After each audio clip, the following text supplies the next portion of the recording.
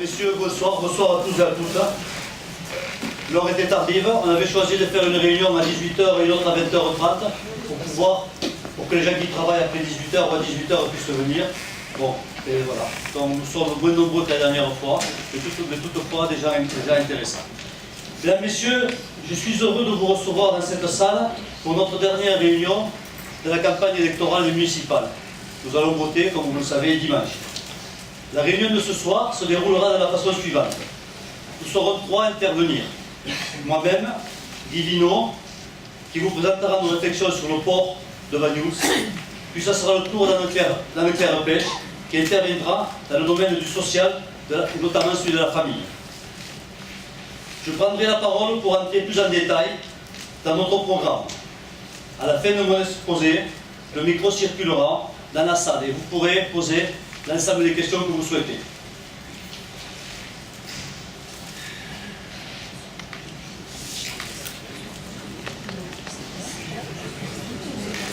Excusez-moi. J'ai souhaité présenter les candidats d'une manière qui m'entoure d'une manière très dynamique. J'ai souhaité que chacun écrive un engagement par rapport à la valeur ajoutée qu'il va apporter à cette équipe et à Banyuls-sur-Mer. J'ai pris des personnes compétentes, les meilleures dans leur domaine. Je prendrai l'exemple de Jean-Michel Gascou, par exemple, docteur Gascou. On me dit qu'il a mauvais caractère. Non, je vous dirai qu'il a du caractère, Jean-Michel.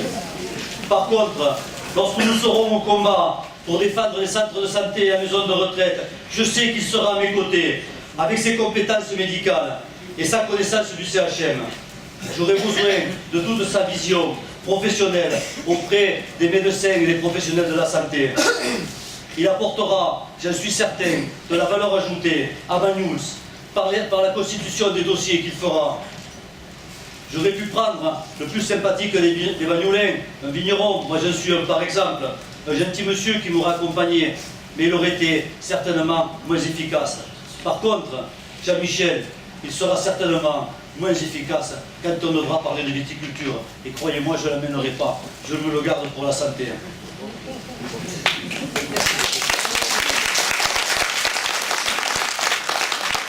Il en fallait un exemple, alors je l'ai pris à lui. Bon. Mais c'est parce que je l'aime bien.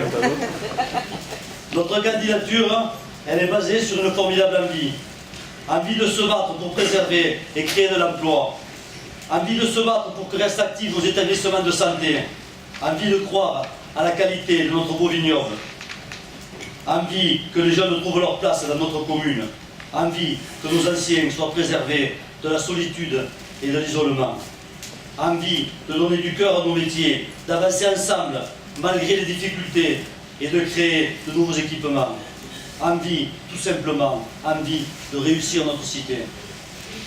Durant cette campagne, j'ai rencontré beaucoup de monde. J'ai rencontré énormément de Banyulins, de souches et d'adoptions. Ça a été une formidable aventure. Et ça a été franchement que du bonheur de vous rencontrer les uns et les autres.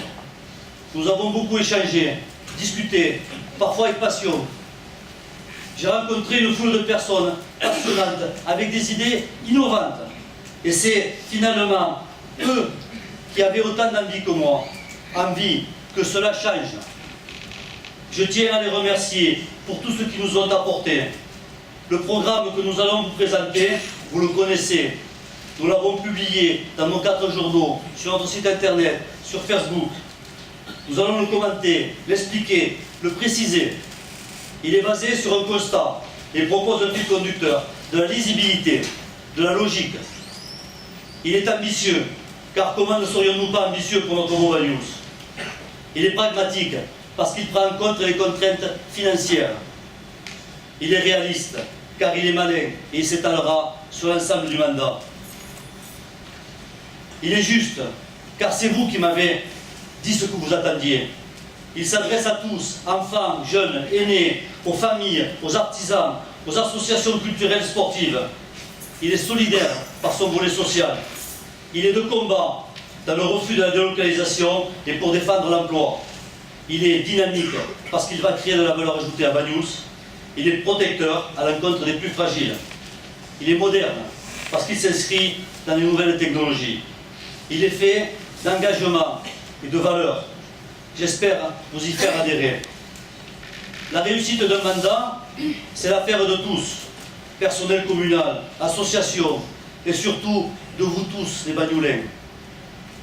Je vais passer maintenant la parole à Guy Vinot, qui est chargé de mission responsable du territoire, qui va vous présenter nos réflexions sur le port de Bagnols-sur-Mer.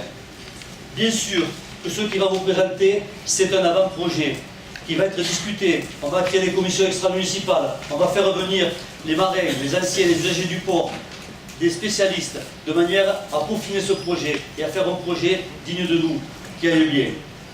Allez Guy, tu as la parole.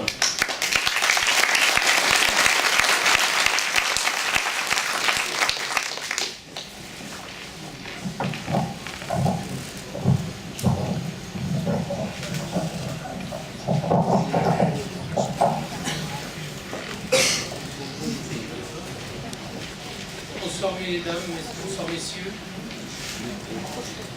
Je suis déjà très heureux de vous voir aussi nombreux. Très heureux de vous voir aussi nombreux ce soir. Ça prouve que voilà, notre investissement et notre implication dans la commune vous intéresse. Donc, je vous remercie. Je vais donc vous présenter le projet du port, de notre port. Mais d'avant, je voudrais faire un petit retour en arrière. Quelques années en arrière, donc à partir de 2003, les services maritimes avaient donc fourni à la commune des propositions très étayées de modernisation et de sécurisation du port, où les contraintes environnementales, aussi bien techniques que financières, étaient abordées. Et donc depuis, on se rend compte que rien ne s'est passé, c'est bien dommage. Ça a été un temps perdu et on aurait pu effectivement déjà engager quelques travaux sur la base des études qui étaient déjà réalisées, des études d'agitation, etc. Donc aujourd'hui, on se retrouve avec des projets qui sont depuis 2010, qui ont été engagés. On va proposer, mais bon, heureusement qu'ils ne se sont pas faits. On voit un peu l'objet de ce port gigantesque qui était prévu dans la baie de Bagnols, qui, la baie, je le rappelle, n'est pas que réservée au port. Elle a d'autres intérêts, notamment la plage, qu'il faut préserver, et les écoulements d'un fleuve côtier aussi, qui est la Maillerie. Donc ce sont des intérêts à prendre en compte et qu'il ne faut pas négliger dans l'aménagement du port.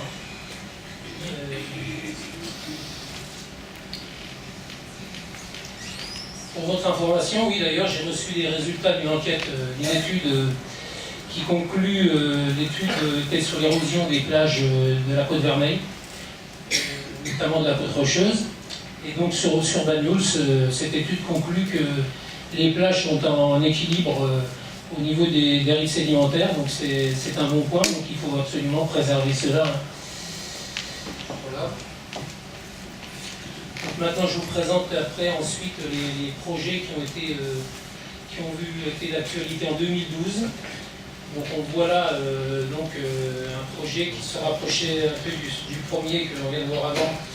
Il y avait des impacts environnementaux énormes avec une fermeture de la baie et avec un coût astronomique, on le voit, qui était de 30 millions.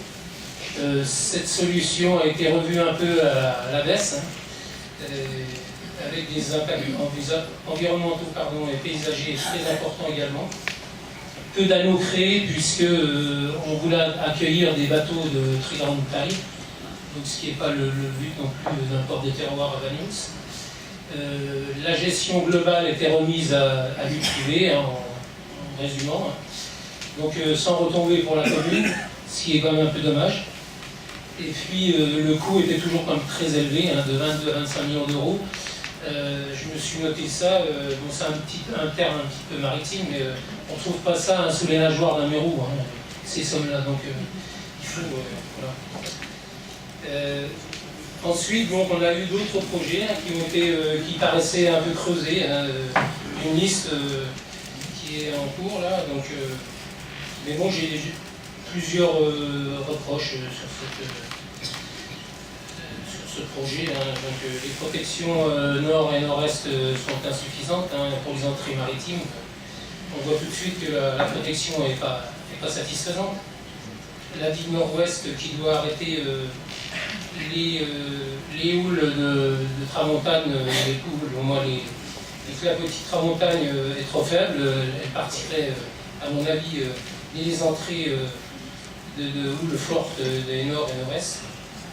Et la capacité annoncée dans ce projet de plus de 400 mouillages ou anneaux était non conforme au SCOT, qui prévoit pas plus de 389 normalement postes d'amarrage. Voilà. Bon, certains trouveront que je pense que je suis un peu trop critique, mais ce que nous attendons de nos élus quand même, c'est de, hors les campagnes et les promesses, c'est d'aller au charbon et de mouiller la chemise sur des dossiers de ce type. Et il y en a bien d'autres, Van News, donc je pense que nous serons là pour la mouiller la chemise. C'est ce que je voulais dire. Donc derrière, nous avons donc un schéma de principe qui avait d'ailleurs qui est paru avec les premières propositions, j'y ai parlé, dans le cadre des études de 2012. Mais c'est une solution qui n'a pas été vraiment retenue. Et nous, je pense qu'elle a de nombreux avantages, je vais les détailler plus tard. Mais cette solution de principe, on voit là que les impacts sont quand même relativement réduits, puisqu'on ne fait qu'une extension de digue. Et bon, et ceci devra bien sûr être confirmé par les études, bien sûr, d'impact, qui seront menées de toute façon dans le cadre de tous les dossiers, de tous les projets.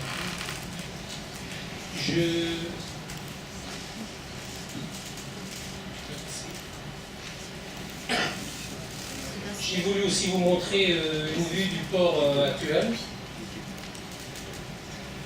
Voilà, donc ce port, il n'a pas bougé dans sa physionomie depuis sa création d'ailleurs. Donc, et je voulais préciser qu'il était propriété de la commune depuis juillet 2012, puisque c'est mon service qui instruit le transfert en pleine propriété. Donc maintenant la commune est maître chez elle. Donc le projet étudié, le voilà, ce qu'on a vu tout à l'heure sous forme de principe, schéma de principe. Donc il prévoit donc une allongation de 200 mètres à peu près de la digue nord-est. Il prévoit également donc, un aménagement de l'île Petite, par l'aménagement d'une place. Bon, ça, rien n'est figé, c'est vraiment un projet de principe où on voit seulement que c'est une extension de la digue qui permettrait de couper les houles du nord, nord-est, voire est, et qui perturbait quand même pas mal l'intérieur du port, le bassin. Donc pour ce qui est, on prévoirait quand même un quai d'avitaillement, le centre de plongée, tous les commerces, la restauration de l'espace méditerranéen serait maintenu, bien sûr, avec des aménagements pour les rendre plus attrayants. Et sur la zone de carénage, là, il y aura un effort à faire de toute façon, puisqu'il y a une mise aux normes de cette aire qui doit être impérativement impliquée dans le dossier. Sinon, notre dossier, à mon avis, serait refoulé. Donc il y a aussi une rampe de mise à l'eau aussi, des projets de rampe de mise à l'eau. Et donc une valorisation aussi des animaux. J'ai voulu faire une estimation des coûts de ces aménagements. Donc ils ne sont pas des coûts à la louche, comme on a pu le voir dans d'autres réunions, mais plutôt à la cuillère. On s'est un peu plus rapproché. Et donc voilà, à la fin, donc, vous pouvez regarder, il y a quand même toujours des études préalables à ce projet. On ne peut pas éviter de refaire des études d'agitation, des études de houle, des études d'écoulement pour la baillerie, voir s'il y a des impacts.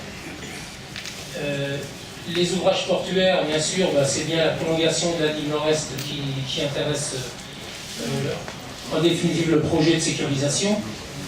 Après, on a quand même de gros désordres qui étaient signalés depuis plus de 10 ans sur les digues nord-est et quai des pêcheurs. Donc ça, il ne faut pas faire l'impasse de réparer ce quai des pêcheurs. On ne va pas attendre qu'il tombe dans le port, sinon ça coûterait beaucoup plus cher.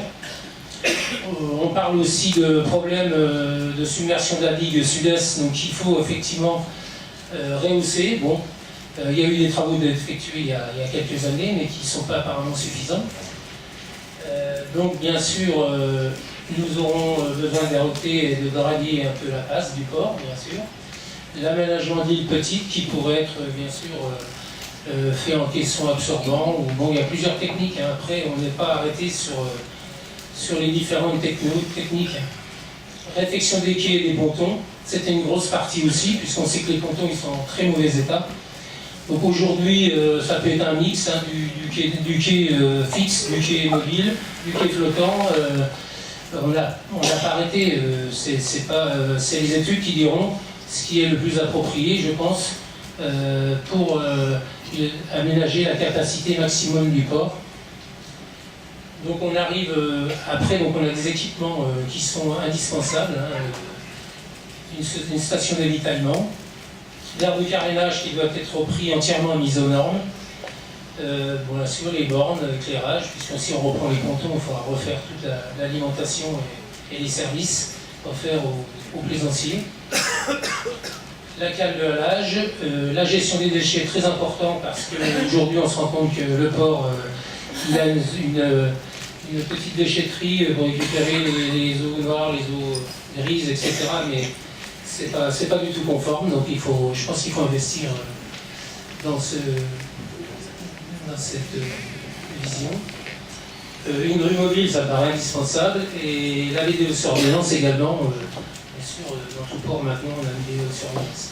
Donc on arrive à un total d'environ 10 millions d'euros, ce qui est une somme qui est tout à fait acceptable vu les capacités du port. Donc on va regarder plus tard comment on arrive à financer. Donc les avantages de ce projet, concernant les développements et retombées économiques, donc on a une augmentation de la capacité d'accueil qui serait de plus 40 unités à peu près. Et en hiver, bien sûr, là on pourrait augmenter de 150 anneaux la capacité du port. Donc on reste en conformité avec le SCOT littoral qui prévoit environ 380 anneaux. La taille des bateaux donc, serait en rapport avec ce port de terroir, hein, puisqu'on parlait d'unités de 20 mètres. Aujourd'hui, bon, on se tablerait plutôt sur une majorité de bateaux entre 8 et 12 mètres, ce qui paraît de bonnes unités pour un port comme Bagnos. Le choix du mode de gestion, il est important. On a vu que dans les projets précédents qui ont été proposés, c'était un peu un mode de gestion imposé, hein, parce que vu les coûts exorbitants, on ne pouvait guère financer ça par des apports, recours à l'emprunt ou des autofinancements. Donc maintenant, je pense que la commune a son rôle à jouer. Et on n'a pas à se faire imposer un mode de gestion, on doit pouvoir le choisir. Et je pense que ça en régie, ou voir une régie autonome, comme on le voit sur, par exemple, des ports comme Argelès, hein, où c'est une société d'économie mixte qui gère le port et ça se passe très bien. Donc je pense que là, il faut qu'on garde la main sur cette gestion. Donc, et les coûts d'opération, bien sûr, qui soient acceptables pour une gestion communale. Et permet une maîtrise des coûts, bien sûr, pour les plaisanciers, des redevances et des coûts d'exploitation portuaire.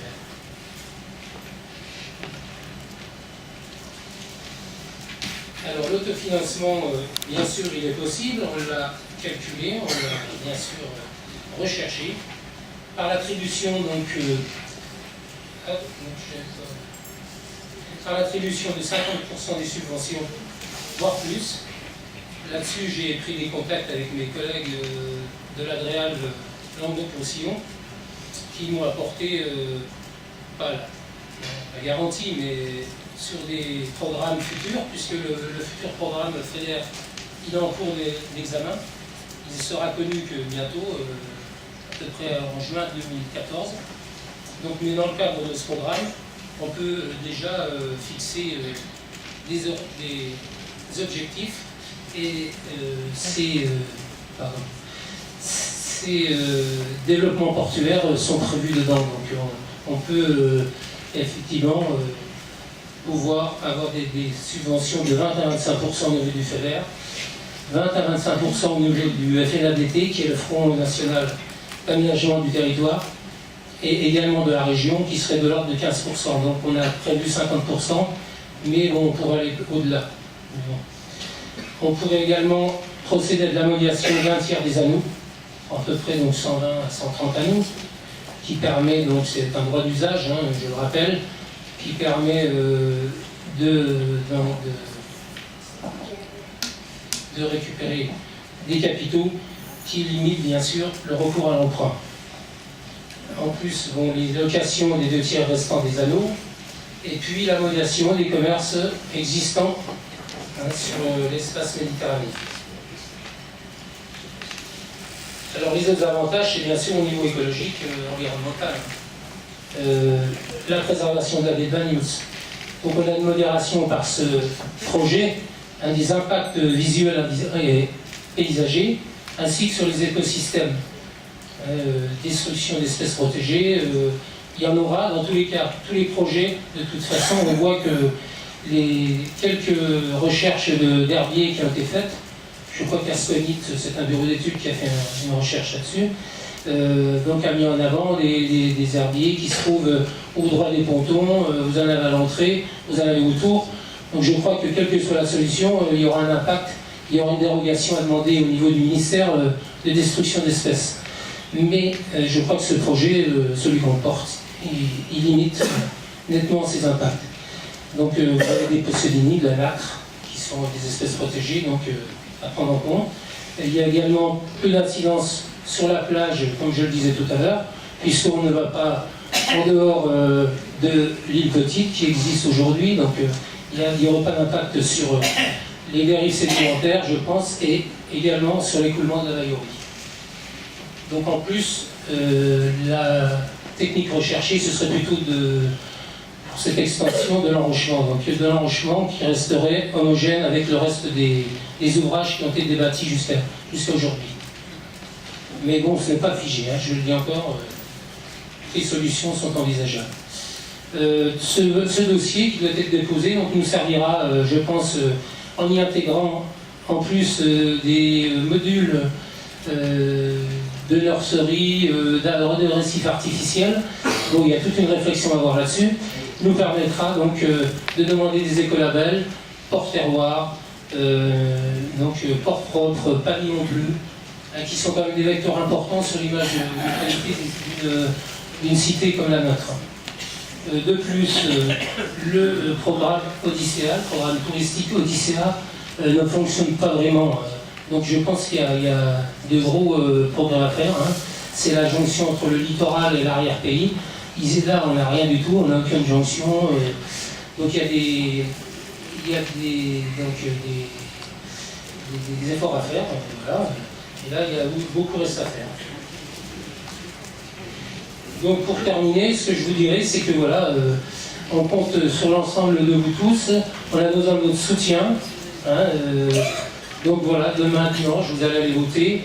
Alors pensez-y. On a besoin de votre confiance. Et donc, je vous dirai seulement, eh bien, dimanche, votez pour Jean-Michel Solé. Merci de votre écoute.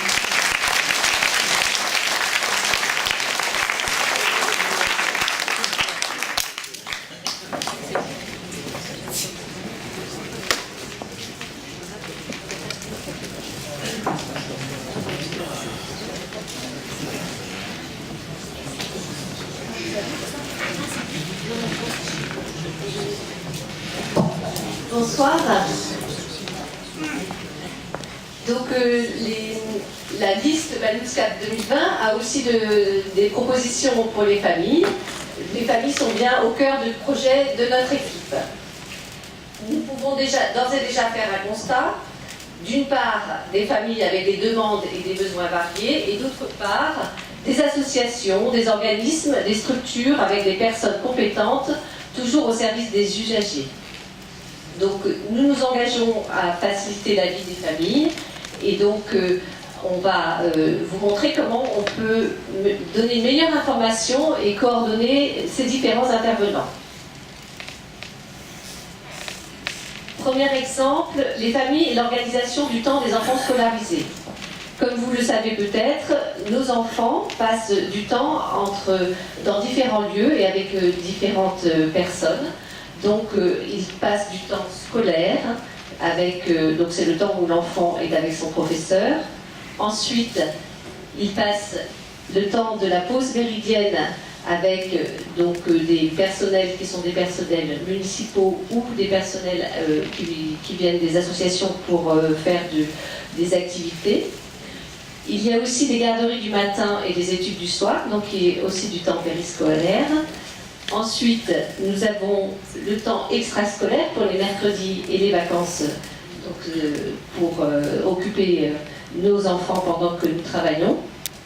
Et puis, toutes les activités qui se passent dans la vie des enfants, qui sont les activités sportives, la culture, etc.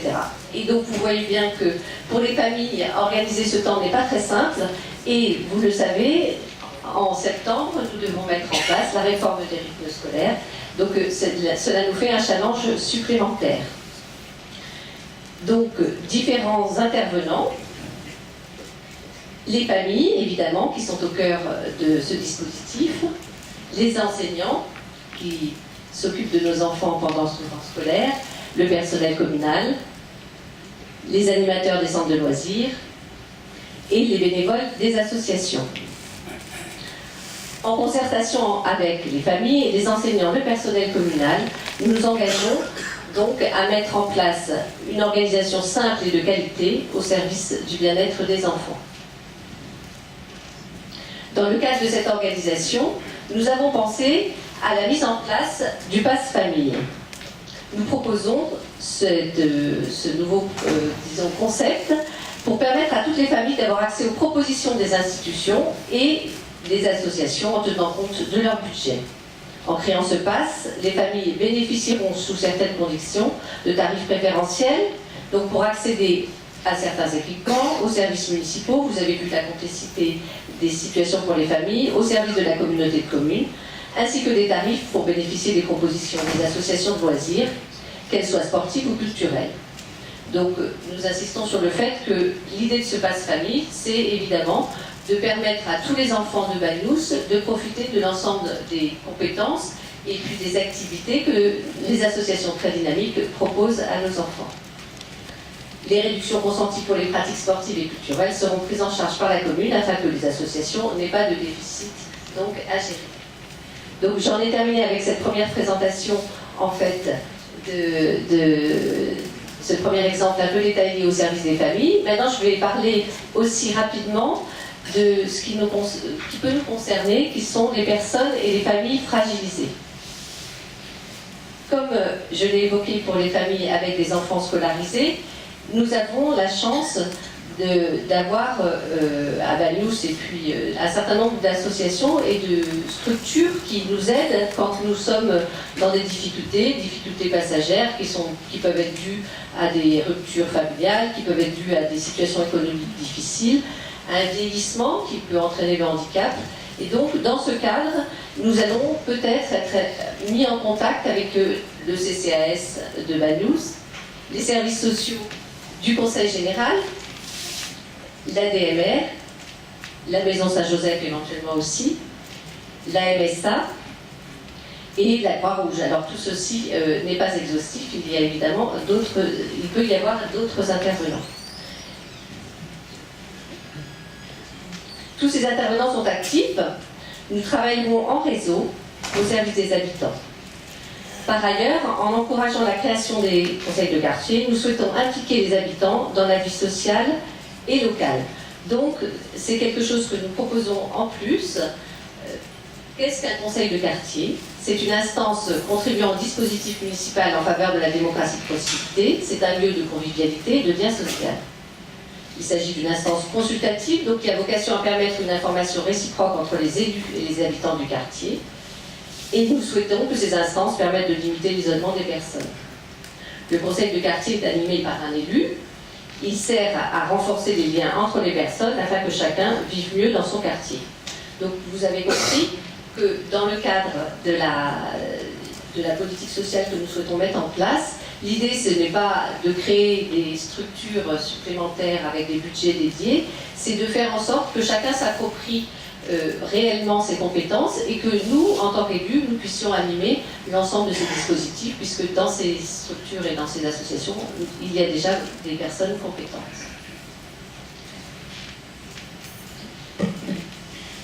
Donc je vais terminer, puisque vous avez eu dans vos boîtes aux lettres des documents qui présentaient un certain nombre de nos propositions. Et nous avons réfléchi à toutes les dimensions de la vie quotidienne des familles. Donc je voulais juste redétailler quelques points en ce qui concerne le logement. Nous nous engageons pour une meilleure gestion des logements du parc social, avec une fluidification des parcours dans les logements et une transparence dans les attributions. En partenariat avec les bailleurs, nous engageons un processus progressif d'accession à la propriété des villas HLM. En ce qui concerne la petite enfance, la crèche et les assistants maternels agréés par la PMI accueillent, vous le savez, des enfants de 2 mois et demi à 4 ans. Avec la communauté de communes et ses interlocuteurs, nous réfléchirons à améliorer l'offre d'accueil pour les parents ayant des emplois avec des horaires atypiques. Peut-être faudra-t-il augmenter l'offre d'accueil existant. Et là, toutes les propositions peuvent être réfléchies. Ça peut être une maison d'assistante maternelle, une micro-crèche, un jardin d'enfants, à réfléchir ensemble pour être vraiment adapté à la demande des habitants de Banyuls. Et puis, autre exemple et dernier, la restauration scolaire. Afin d'améliorer le service rendu, nous étudierons l'augmentation de la capacité d'accueil de la cantine, soit par un agrandissement, soit par une nouvelle localisation. Pour les familles de Banyuls, créer un passe-famille, combattre l'isolement, animer les conseils de quartier, en partenariat avec les institutions et les associations, sont nos priorités pour que chacun vive mieux à Banyuls. Dimanche, les Banyulins vont pouvoir choisir une gouvernance moderne avec Jean-Michel Solé et son équipe. Ensemble, nous faisons le choix de l'avenir. Je vous remercie.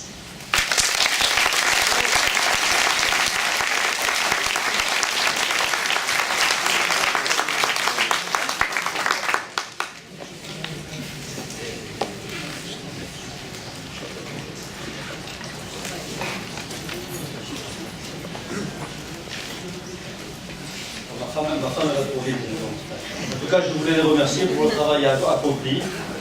L'idée, c'est de créer de la convivialité à Banyuls. Vous l'avez vu, c'est d'essayer de faire travailler toutes les structures ensemble. L'idée, c'est de ne pas laisser les enfants, parce que les familles n'ont pas les moyens, de pouvoir pratiquer des activités. L'idée, c'est d'être plus solidaire avec les personnes dans l'isolement. Je vais prendre un exemple, moi qui m'a énormément touché. Bien sûr que mon fils est pompier, vous le savez. Ça lui est arrivé d'intervenir. Il n'y a pas si longtemps que ça, il y a plus d'un an quand même. C'était chez des gens, 3e étage, la personne était aveugle, la dame était tombée dans l'escalier, plus de 80 ans. Et à ces gens, on leur avait coupé la lumière, parce qu'ils n'avaient pas les moyens de payer la facture d'électricité. Mais ça, si moi je suis élu, je mettrai en place les conditions pour qu'on puisse détecter les personnes qui sont dans un isolement dans cet état et que la commune, le CCS, fera face pour pas qu'on laisse les gens de 80 ans sans électricité. Moi, je vous le garantis.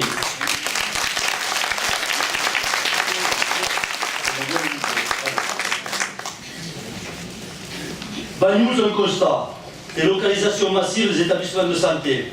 Viticulture en difficulté, et j'en parlerai. Le port à restaurer, Guy en a parlé. Insécurité, drogue, cambriolage, équipement, trop de routes, trop de trottoirs, en très très mauvais état.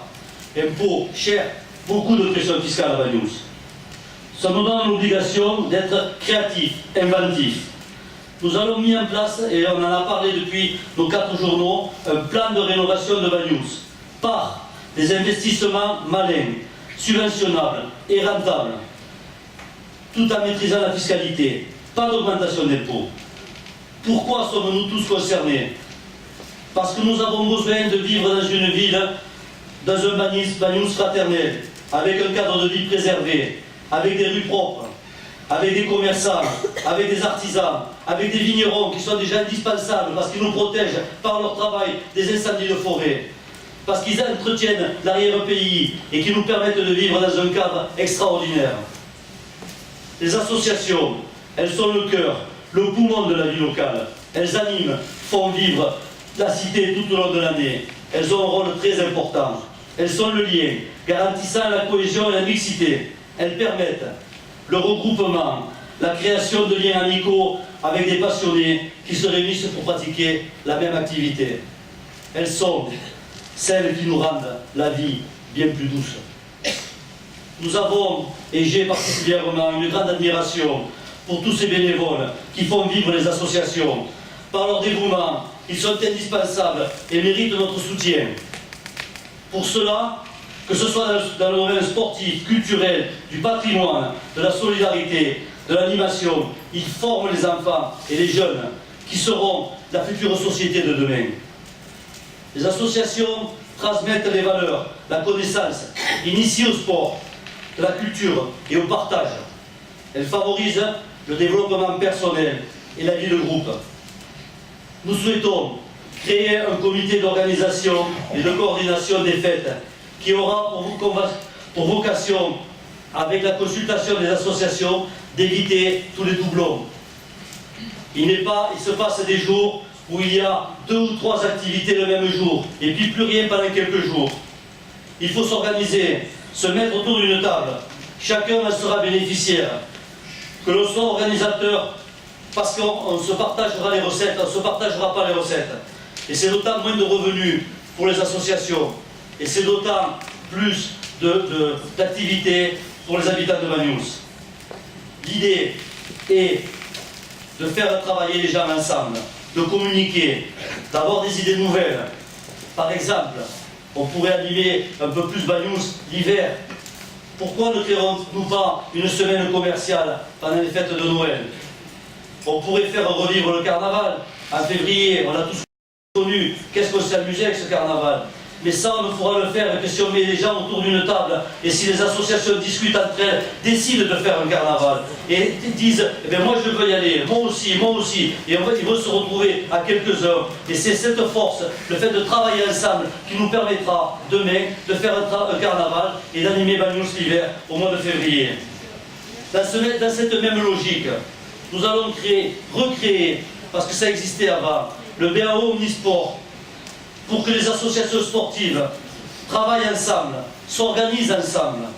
Et je suis sûr qu'ensemble, elles trouveront des solutions et nous les aiderons pour rénover le gymnase, pour construire un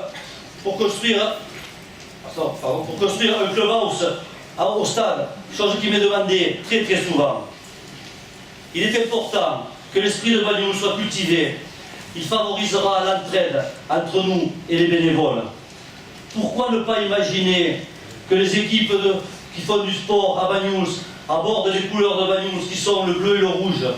Alors bien sûr, il ne s'agit pas demain de jeter tous les maillots existants, mais au fur et à mesure, pourquoi ne pas avoir la fierté de porter l'étiquette, le nom de Banyuls, et que l'ensemble des clubs sportifs puissent porter, arborer les couleurs de Banyuls, qu'ils soient reconnaissables, identifiables partout.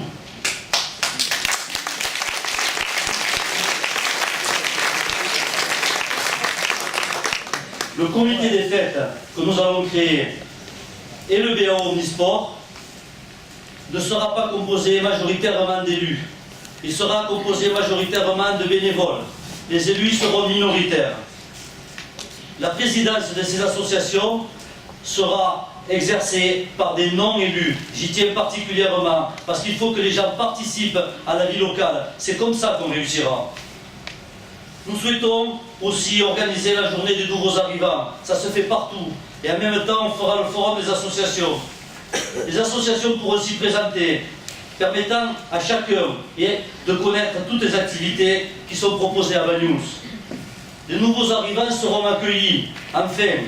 Et c'est important de bien accueillir les gens qui ont choisi de vivre avec nous. C'est ainsi que se créera de la convivialité. Et on pourra peut-être terminer, si on le fait sur le front de mer, par une petite grillade sympathique, et ça créera encore de l'amitié. Quand les associations organiseront les grands événements, nous serons à leur côté pour les soutenir avec le personnel communal. Nous les aiderons particulièrement avec un financement spécifique. Nous aurons un référent, un employé de mairie chargé d'aider les associations dans leur recherche de subventions, conseil général, région et autres.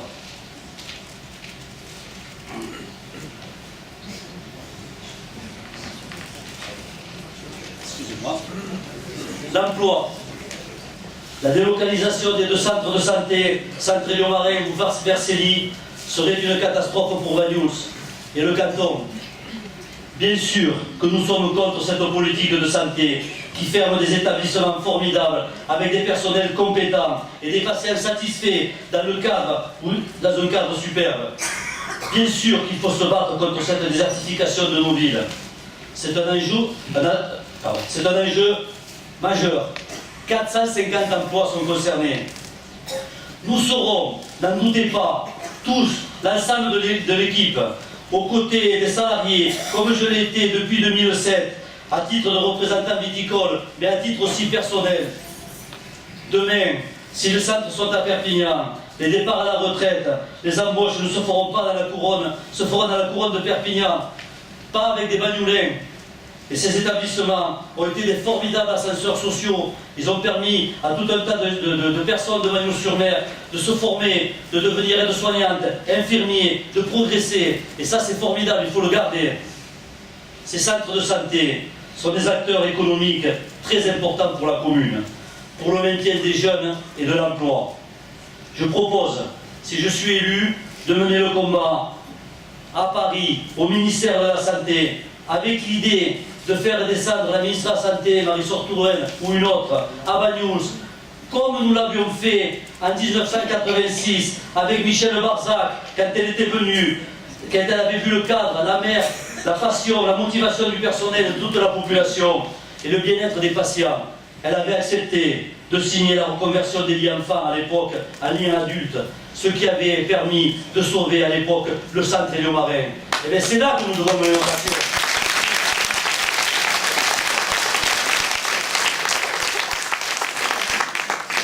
La maison de retraite Paul Rech, pour parler de la santé, 70 emplois, 87 patients, elle n'est plus aux normes. Il y a 2 voire 3 patients par chambre.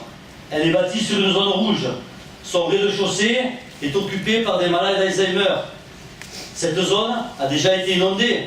Guy pourrait en témoigner, sa mère l'a vécu, et eu plus de 2 mètres d'eau. Ça fait plus de 10 ans qu'on connaît ce problème, cette situation, et pratiquement rien n'a été fait. Je m'engage, si nous sommes élus, à régler ce problème rapidement, en installant cet établissement sur les terrains du CHM. Non pas sur un terrain de 4500 mètres carrés qui est bien trop petit, mais sur un terrain spacieux où on pourra aménager une maison de retraite confortable, ce qui la rendra pérenne. Si rien n'est fait pour cette maison de retraite, très rapidement, et si nous avons un incident, on va vite se retrouver dans la situation du CHM. Alors que nous avons un établissement où les compétences des personnels est unanimement reconnues. Et je sais de quoi je parle, la maire y a séjourné.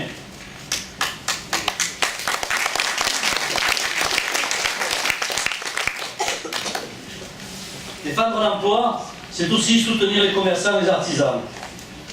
Et je vais vous faire une confidence, j'ai été très étonné parce qu'on a organisé des réunions avec les commerçants et les artisans. Quand j'ai organisé la réunion avec les artisans, que j'ai pris le listing des artisans, 34 artisans à Banyuls, 34. 4800 habitants, 34 artisans à Banyuls. Vous vous rendez compte? Les entreprises ont disparu. C'est autant d'emplois en moins, c'est autant de formations pour les jeunes, pour l'apprentissage. Et pendant ce temps, je vois passer devant chez moi des entreprises qui viennent de l'extérieur travailler à Banyuls. Nous agrandirons la zone artisanale pour favoriser l'installation de nouvelles entreprises et pour que celles existantes puissent se développer. Nous soutiendrons les entreprises existantes par la communication des appels d'offres et nous les encouragerons, je le dis, nous les encouragerons, croyez-moi. La viticulture, elle représente aussi 700, 800 emplois. Ne vous trompez pas. Entre les salariés des vignerons, entre les salariés des caves coopératives, entre les vignerons eux-mêmes, qu'ils soient à plein temps ou plus réactifs, c'est plus de 10 millions d'euros qui sont répartis dans l'économie locale. 10 millions d'euros entre les paiements des coopérateurs, les salaires versés aux salariés et l'activité des caves particulières. Enfin, le tourisme, c'est aussi un pourvoyeur d'emplois saisonniers et à l'année. Le tourisme, c'est une activité incontournable à Banyuls. Le tourisme doit nous permettre de financer certains équipements dont nous avons besoin, des parkings, des villes fleuries et propres. Nous voulons un tourisme qui nous ressemble, pas un tourisme de masse. Nous devons absolument reconquérir le pavillon bleu. Le pavillon bleu, c'est une image très intéressante pour la ville, et notamment pour la clientèle étrangère.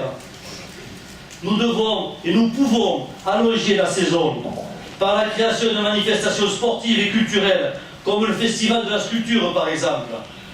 Nous devons à ce sujet travailler avec la Fondation Dina Verny, avec mon ami Yvon Bertha, grand amoureux de Banyuls, défenseur de Mayol, vigneron et conteur passionné. Nous devons mieux valoriser notre arrière-pays, notamment par la promotion de la randonnée. Notre vignoble de montagne et nos paysages de moyenne montagne, avec ses vues splendides sur la Méditerranée, sont très prisés. La randonnée représente déjà une part importante de l'activité touristique. C'est une activité qui nous intéresse au premier chef, parce que c'est une clientèle qui vient hors saison, qui marche l'après-midi et qui consomme durant son séjour. Nous voulons créer à Banyuls à ce sujet la maison de la randonnée, en partenariat avec les associations. Nous voulons, à travers l'Office de tourisme, communiquer sur Banyuls ville de randonnée, Banyuls ville étape, Banyuls ville où arrive le GR10. Nous voulons valoriser les sports nautiques, redynamiser l'école de voile, indispensable à Banyuls, dans une cité balnéaire, comme l'école de ski dans la montagne. Nous avons là un club et je compte bien leur apporter tout mon soutien. Je veux que nous profitions de la réserve marine et des fonds fantastiques. Nous n'avons rien à envier à personne, croyez-moi.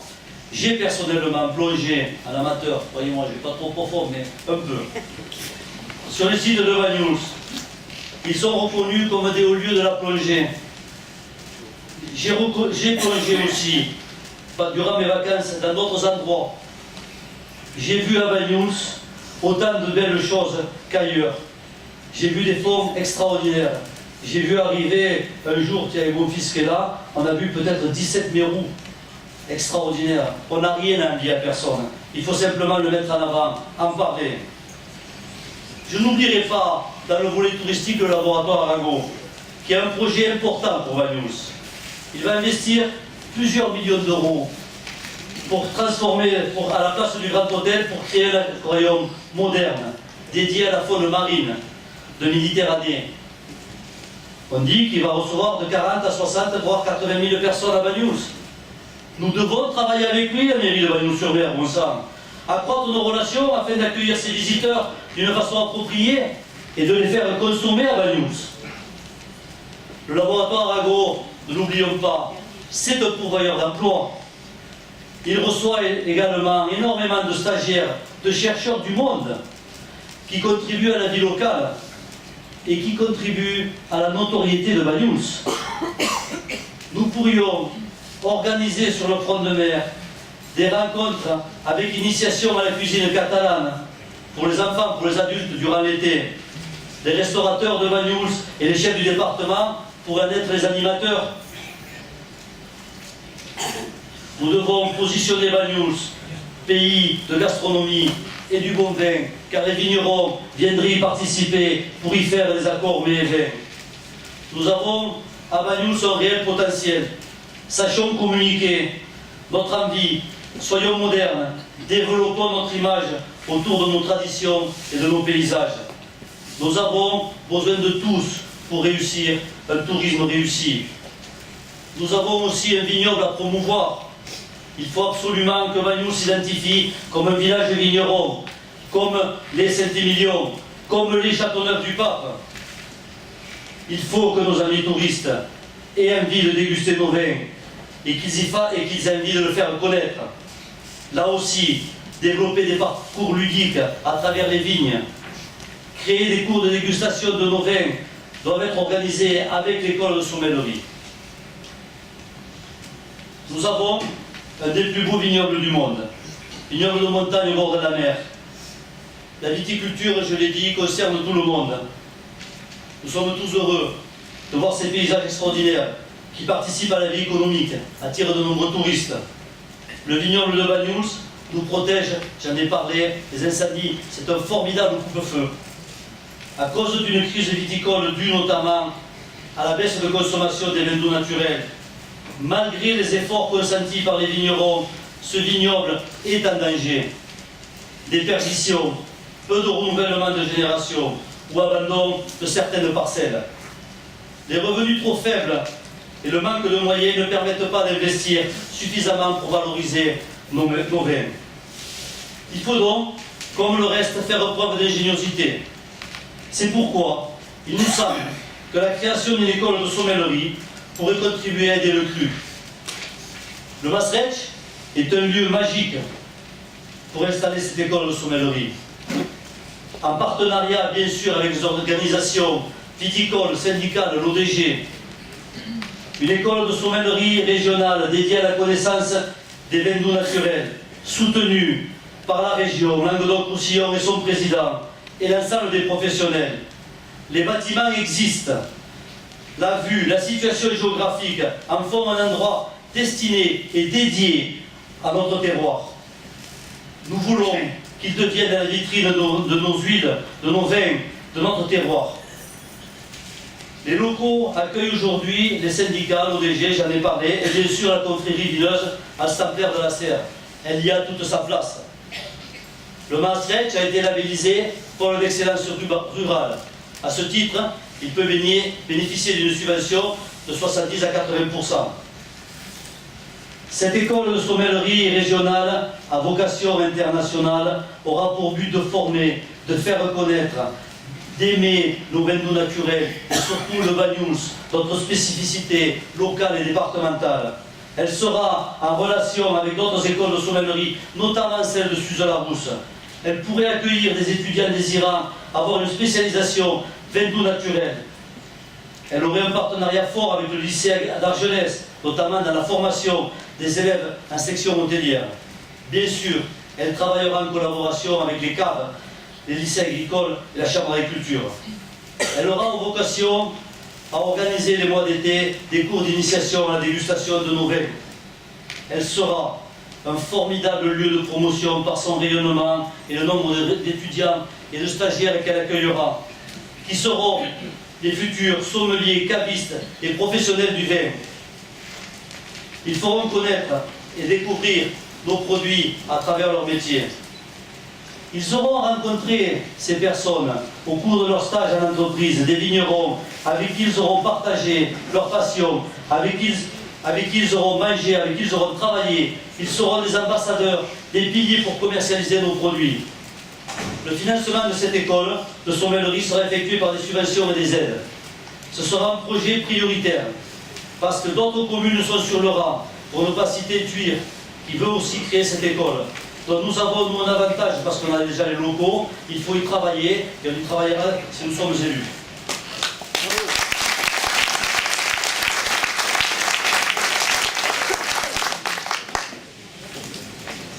Et puis, dans toutes les réunions que j'ai faites, dans les quartiers, unanimement, il m'a toujours été dit pratiquement la même chose. Les rues et les trottoirs de Banyuls sont en très mauvais état. Ils sont pour certains impraticables, pour les gens, pour les poussettes, pour les personnes en fauteuil. La rectorie, le lotissement de la rectorie, c'est une honte.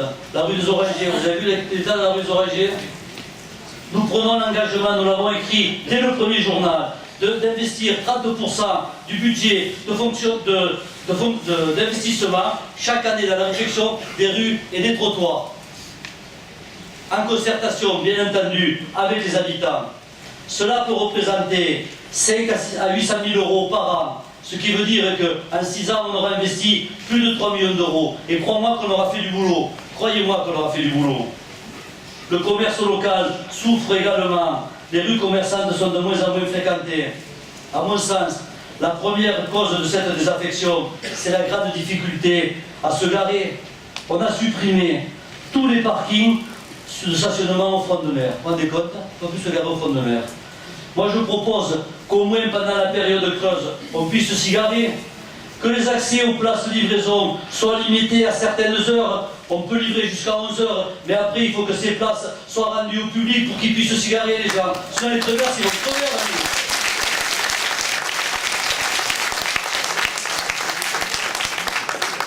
aussi créer des parkings. On va créer un parking à la gare. Ça fait 20 ans que j'entends parler du parking à la gare. Moi, je prends l'engagement de le créer. Mais on va le créer d'une manière inventive, c'est-à-dire qu'on va le terrasser en partie, on va y créer 40 ou 50 places de parking que l'on va vendre, ce qui nous permettra, parce qu'il y a une forte demande de parking et à Bagnols-sur-Mer, ce qui nous permettra de financer en partie ce projet.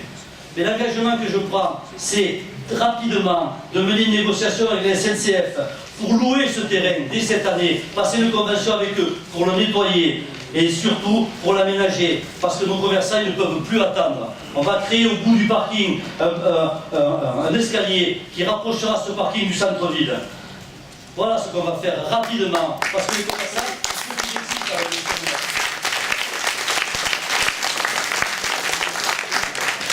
Le plan de circulation est lui aussi à revoir. Alors je le dis, il faut déplacer la zone de stationnement des bus du Conseil Général à la zone de la rectorie. Bien sûr qu'il faut le faire. 11 bus stationnent en permanence là-bas. 11 bus. Ça fait 22, minimum 22 allers-retours dans l'avenue Général de Gaulle. Ça crée des bruits pour les riverains et des nuisances pour l'ensemble de la population. Qui de vous n'a pas été bloqué dans l'avenue Général de Gaulle? Dites-moi-le. Tout le monde y est passé, tout le monde a été bloqué. Toute la circulation de Bagnols passe dans cette avenue. Et nous, on prend l'engagement, si nous sommes élus, de créer des zones bleues, de manière à ce qu'on puisse organiser un stationnement limité pour accéder au commerce. Mais cette zone bleue sera respectée, croyez-moi, et elle sera mise de manière à ne pas entraver la circulation. Et toujours, ce sera fait en concertation avec les habitants, et avec la population Bagnols, et avec les commerçants. Il en va de même pour le front de mer. Pour les commerçants nécessitant un arrêt limité, nous mettrons en place cette zone bleue. Mais mettre une zone bleue en place et ne pas la faire limiter, ça ne sert à rien. Donc nous la ferons appliquer, moi je vous le garantis. La rue Georges Clemenceau, qui dessert qui dessert du rond-point vers la gare, doit faire également l'objet de toute notre attention.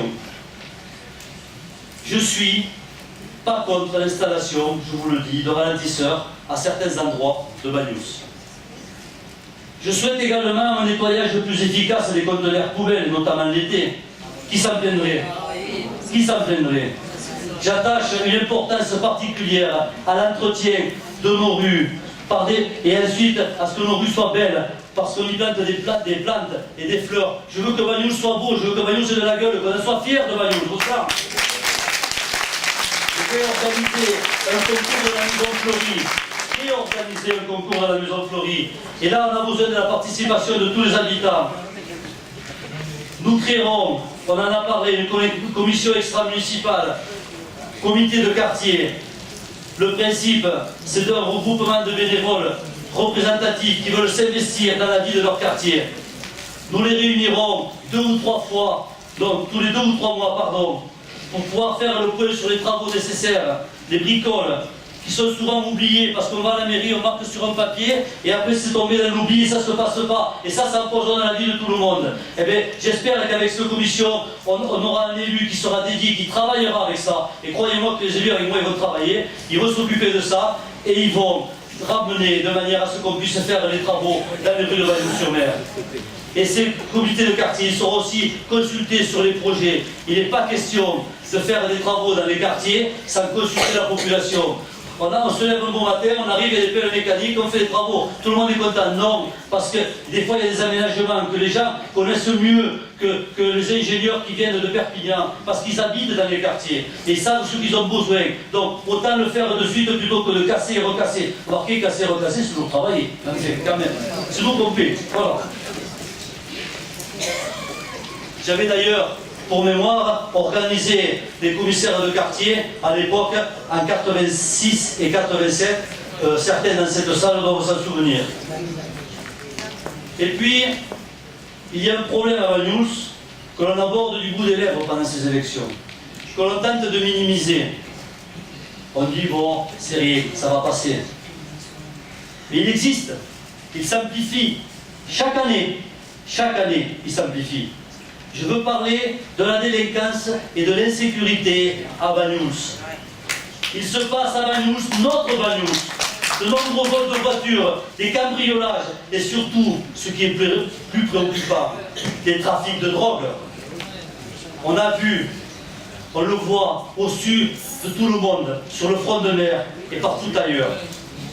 Ce qui représente un danger pour notre jeunesse, qui en sont les premières cibles, parce qu'on va en faire des consommateurs pour en faire des clients. Notre beau fond de mer, dont on est si fier, squatté en permanence par des personnes fortement alcoolisées. C'est ça l'image qu'on veut donner de Banyuls. Ça prend des proportions inquiétantes. On a beau me dire, mais non, c'est partout pareil, c'est un phénomène de société. Moi, je vous dis, je ne peux l'accepter.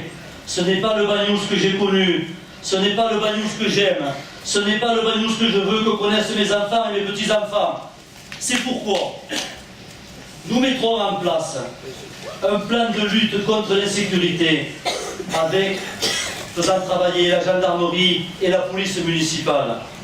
Nous doublerons le nombre de caméras, 11 sont installées actuellement. Ce n'est pas suffisant. D'autres zones doivent être sécurisées. Un exemple, ou plusieurs, la gare, où tôt le matin, quand il fait nuit d'hiver, des jeunes femmes, des enfants prennent le train pour aller travailler ou pour aller à l'école. Là, il n'y a rien, il ne se passe rien, personne ne voit rien. Il faut mettre des caméras. Il faut mettre des caméras au marché, il faut mettre des caméras au parking, il faut mettre des caméras en haut de la rue Saint-Pierre. La sécurité, c'est l'affaire de tous. Beaucoup de maisons sont fermées. Il y a beaucoup trop de cambriolage à Banyuls. J'ai moi-même été cambriolé 3 fois. Et je vais vous raconter une petite anecdote. On a un peu de temps parce qu'on a fait la réunion tard, comme ça on pourra passer un peu de temps. J'ai été cambriolé il y a 2 ans. Les gens ils sont rentrés, ils ont cassé tout à la réception, ils ont pris le fond de caisse 3 fois rien, mais le pire, ils sont rentrés chez ma fille qui est là. Ils sont rentrés chez elle, ils ont démonté son appartement, et puis après ils sont allés dans sa chambre. Et comme elle s'était endormie avec la télévision allumée, le fait de passer devant la télévision, ça a changé la luminosité, elle s'est réveillée. Il y avait quelqu'un dans sa chambre, en train de fouiller dans ses affaires pour aller chercher de l'argent. Alors elle a crié, bien sûr, heureusement, il est parti. Je dis heureusement, parce que qu'est-ce qui aurait pu se passer? Voilà ce qui arrive à Banyuls-sur-Mer. Moi je l'ai vécu, et je ne veux pas que les gens de Banyuls-sur-Mer vivent ça. Le week-end dernier, un garage forcé, des véhicules volés. Et je m'arrête, parce qu'il y a trop d'exemples. Je tiens à organiser, parce que ça marche ailleurs, ça fait sourire des fois, les voisins vigilants. Exemple, je pars, je préviens mes voisins, une agitation habituelle dans la rue, camion de déménagement, du bruit chez moi alors que je ne suis pas là, un numéro vert, un simple coup de téléphone à la police municipale qui vient vérifier, ça peut éviter beaucoup de désagréments. Je n'ai pas vu mes voisins âgés, et peut-être ont-ils besoin de quelque chose, d'une intervention, peut éviter des drames. Les gens peuvent tomber, peuvent ne pas avoir la télécommande. Si on a l'habitude de voir son voisin tous les matins à 11h et qu'on ne le voit pas, eh bien on peut s'en inquiéter. Ça fait partie de la solidarité, ça fait partie de la convivialité dans un village, ça fait partie de tout ce qu'on aime. Ça c'est bien.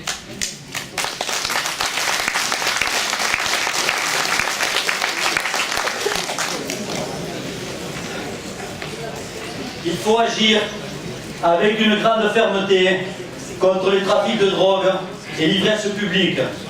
Le besoin d'argent pour satisfaire les addictions de certains peuvent un jour provoquer des drames, et notamment aux personnes les plus faibles. Vous avez vu dans le journal, ils ont séquestré des personnes dans le département. Vous avez vu? Il ne faut plus l'accepter, ni sur le front de mer, ni à la Poste, ni à l'Aquitaine, et partout ailleurs, que ces endroits soient squattés et détériorés. C'est une mauvaise image de marque que nous donnons et que nous renvoyons à nos visiteurs, et surtout à nos enfants. J'en ai parlé, ça représente un réel danger. Je n'accepte pas ça, et je mènerai ce combat, je me battrai, je vous le promets.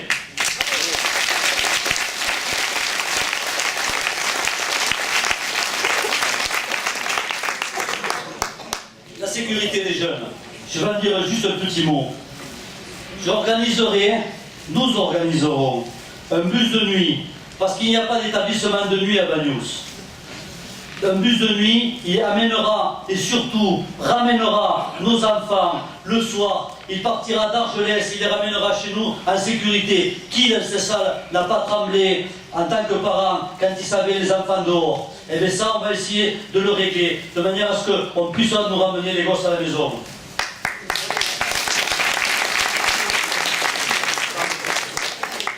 Je voudrais vous dire un mot sur le développement durable.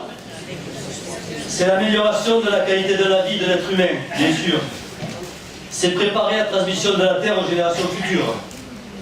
Nous enterons à Banyuls un processus visant à améliorer la performance globale de la gestion de la commune par des économies d'énergie que l'on peut faire. Nous voulons assurer, et j'en ai parlé, l'avenir des entreprises. Nous voulons investir dans des projets de recyclage. Nous voulons contribuer activement à la solidarité et à la convivialité dans notre cité. Je vous en ai parlé aussi. Nous voulons protéger, et j'en ai parlé, et défendre notre patrimoine en créant une commission extra-municipale, une de plus, mais on va travailler si je suis élu, et on va se réunir, croyez-moi, pour la mémoire et le vestige du passé, le recensement des ouvrages, pour leur entretien, comme les ouris, les puits, tout ce qui nous reste de notre histoire. Eh bien, il ne faut pas le laisser perdre, il faut qu'on ait des gens qui ont la mémoire, qui nous disent où ils sont, et il faut les entretenir. Nous favoriserons les critères de santé et de bien-être. Il faudra, bien sûr, tenir compte du changement climatique en favorisant les énergies renouvelables.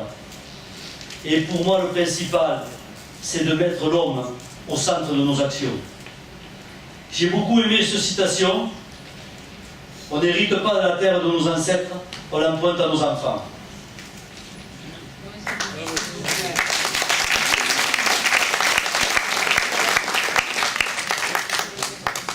Notre liste, cette équipe, elle est sans étiquette. Je pense très sincèrement que la politique des partis n'a rien à faire dans une commune. Et dans notre commune en particulier, on est trop divisé, croyez-moi. Lorsqu'on est élu, on est l'élu de tous, au service de tous, sans clivage. C'est pourquoi nous avons engagé cette campagne dans ce sens. Cela nous permettra de travailler avec l'ensemble des élus. J'ai personnellement de bonnes relations avec Michel Mollier, avec Pierre Liagas, avec François Calvet, avec Jean Castex, malgré qu'ils connaissent tous mes engagements personnels, et vous les connaissez aussi. Ce programme comprend des projets qu'il faudra financer par de la rentabilité et par des subventions. Il comprend aussi un investissement important des élus qui m'accompagnent. Je l'ai dit, je le dis publiquement, ils le savent tous, j'attends beaucoup d'eux. Beaucoup de travail auprès de la population, beaucoup de réunions, beaucoup de pédagogie. Je sais que les Bagnoulins attendent beaucoup de leur prochain maire. Je serai présent à temps plein. J'ai 59 ans. J'ai acquis de l'expérience. J'ai géré plusieurs entreprises. Je connais bien Banyuls, ses habitants, leurs besoins. Banyuls est une ville, certes, mais c'est aussi un grand village. La connaissance des familles, de la tradition, c'est très très important.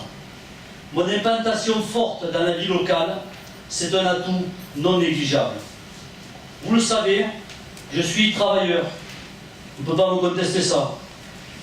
Je ne compte jamais mes heures. Vous le savez. Je suis exigeant, très exigeant avec moi-même. Mais je suis aussi très exigeant avec les personnes qui m'entourent. Mes proches, ils sont ici, vous le diront. La qualité d'un maire, c'est d'être gestionnaire, un visionnaire. Pour sa cité, de fixer un cap avec de la visibilité. C'est aussi d'être manager, de savoir s'entourer des meilleurs dans leur spécialité. Et surtout, de savoir les faire travailler en équipe. Banyuls toujours, Banyuls de mon cœur, de ma vie.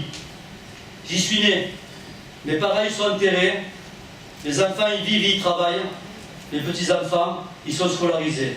C'est une grande chance, je vous le concède. J'ai ce village en moi. J'ai envie de lui rendre tout ce qu'il m'a apporté. Je suis un nostalgique du Banyuls de mon enfance, avec la petite île et avec ses barques qu'on tirait sur la plage.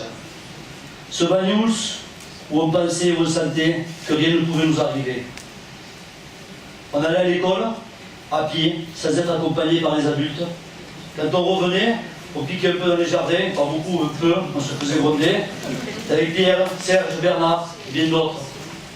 On a joué au rugby avec Michelette qui nous entraînait. Et puis, plus tard, on a eu la chance de sortir dans les 3 boîtes de nuit qui existaient à Vallée-sur-Mer. Le monde bouge, vite, avance. Il ne nous attendra pas, croyez-moi, il ne nous attendra pas. Je veux changer le monde de gestion, le mode de gestion et le fonctionnement de cette ville. Je ne veux plus qu'il y ait à Banyuls de passe-droit. Je veux qu'il y ait à Banyuls de la communication, de la concertation. Je veux bâtir avec vous une ville fraternelle, apporter les conditions d'un développement maîtrisé, donner un nouvel élan dynamique, refaire vivre les rues commerçantes, retrouver l'esprit de Banyuls que j'ai tant aimé, avec de la modernité en plus. Banyuls a beaucoup d'atouts, je crois à son devenir. Je veux incarner l'avenir de Banyuls. Vive Banyuls, je vous remercie infiniment.